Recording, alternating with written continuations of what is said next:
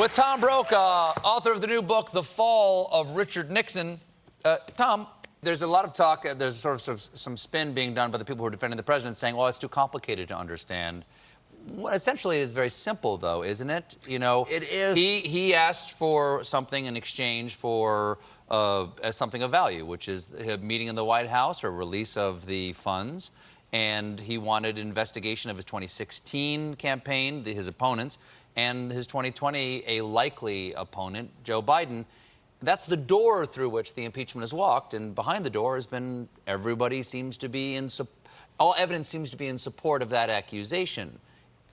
But then they make it more complex than that. Though they say, well, he came back and he changed his language on it. It was Ukraine. Who knows where Ukraine is? What was that all about? Why would he be asking for something like that? It wasn't like breaking and entering, which is what we had going on in the White House days of Richard Nixon. Well, Adam Schiff said this is much worse than a third-rate burglary, which is what. No, it was more than a third-rate burglary, though. First-rate burglary? It was much worse than that because it was going on in the Oval Office, where they were conspiring to get the money to pay off the burglars and to pay off other people.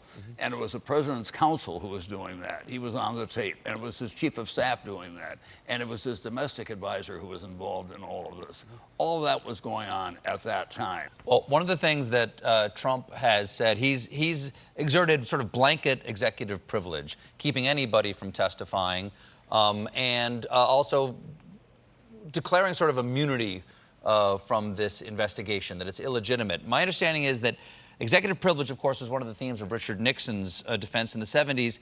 And you asked Nixon about that directly. What did he say? And where did this happen? Well, the important part of that is that the premise of my question was, he'd been saying executive privilege, executive privilege. Then we did some research, and we discovered by talking to very conservative legal scholars, they said executive privilege has no application in an impeachment proceeding. So that's the question that I asked him. Aren't you misleading the American public by claiming executive privilege? Because now we have an impeachment proceeding underway. And he rebuffed that idea, and the next day Ron Ziegler said, you don't talk to the president that way.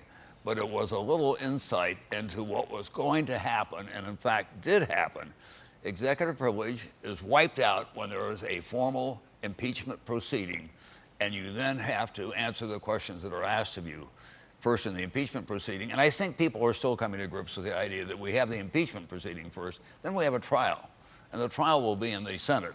And we know from what we're seeing so far where the Republicans in the Senate are going to come down when it comes to a trial. So we've got rough waters ahead of us, and I hope that the country will be able to kind of hang together here and take an enlightened attitude on the left and on the right about what we're in for. Well, I think we learned a lot about the limitations of presidential power in the face of impeachment back in the Nixon impeachment proceedings, and we have forgotten.